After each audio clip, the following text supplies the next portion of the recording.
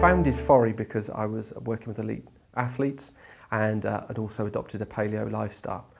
So that meant trying to eat clean, and one of the difficulties I found was not when I was at home, but it was actually when I was out of the house.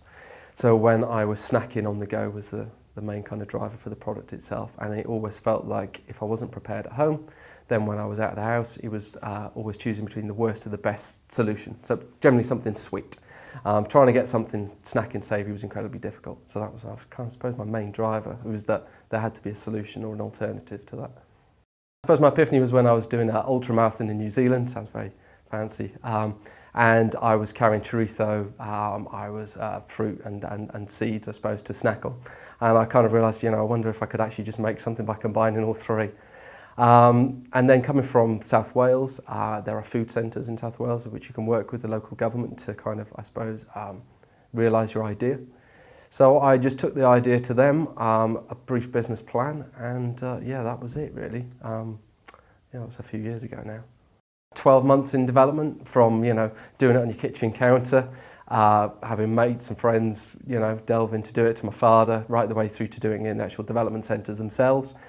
So I was with them probably for a year, developing the original recipe, and then shelf life and everything else that kind of comes on top of that. So yeah, that was a year before I even launched, and a significant amount of time and investment put into that as well.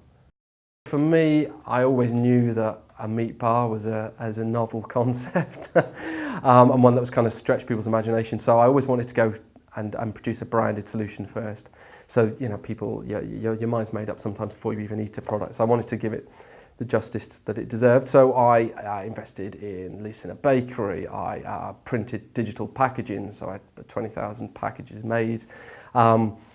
With the preconception that it was going to take me months to sell all this product. I had the dehydrators and all the machines lined up, had my own accreditation, and then launched it really, I suppose, as a proof of concept, just to see whether people could actually even get their heads around the idea itself. So that was live, and that was in a few stores locally in Cwmbran and Torfaen Borough, and yeah, it proved really popular. That was then the realisation, the idea, do you know what, there is an appetite for this product, however crazy it is, people are looking for a savoury alternative. But then also for me, the greater realisation that I couldn't do it alone. So the next step for me was looking for a contract manufacturer to really be able to scale it up, or investment or an acquisition to sell the business. So it was the latter that just by pure coincidence happened. A company called Dawn Meats were actually researching the market. They wanted to bring a meat bar to the UK, and they'd done their research, and globally on the map they plotted companies in Australia, Boulder, New York, and then Caerphilly, which where I was in Wales. So it made sense. They've got a pedigree in manufacturing. I have absolutely none, and if I like to think I'm any good at anything, it's probably the front end, direct to customers, marketing. So yeah, so it worked well. It was a good fit for both. So that happened in the December, and then we relaunched in October of last year, 2016. So it meant, scaling up, going through a factory, revisiting all the recipes, and then building a team so we could launch successfully. We launched in October. The product itself was an evolution from the one I had originally. So we managed to increase the shelf life, make it more of a moist to eat, but also importantly for us, remove gluten from the recipes, remove any additives or preservatives as well, and also give it 20 grams of protein in each bar.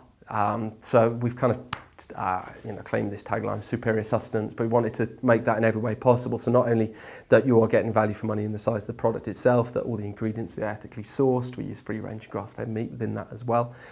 And then the bar offers, gluten-free, dairy-free, 20 grams of protein. It's low calorie as well. So the ultimate snack, we've kind of phrased it as. So anything else is kind of a compromise. So, and it was only through joining Dawn that I was able to realise that vision. Had I still been independent doing it myself, I think I would have had to have compromised on that until I got the scale. Whereas now being part of this larger organisation means that we also have a fully audited trail. For animal welfare standards are extremely high, right the way throughout the product, and everything's been adhered to. And then you've got the shelf life and product safety standards as well. So that's been really good for us. And I kind of see the 4 bars that we have at the moment as the start.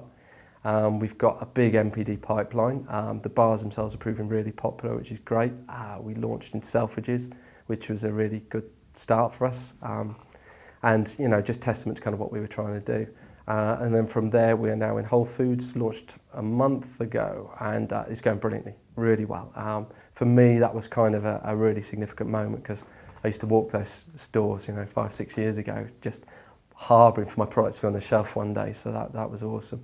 But now it's supporting them, so it's sampling in store, and it's really kind of trying to help their rate of sale and growth from there. Then we've also in Eat 17, Simply Fresh stores, some budgeting stores, and independent gyms, and just trying to get out at events and spread the word. The product itself is appealing to what we've called active sophisticates, so people are exercising 3 to 4 times a week, but even more importantly than that, they are concerned about what they're actually putting into their body, especially at snack times when your diet is most compromised.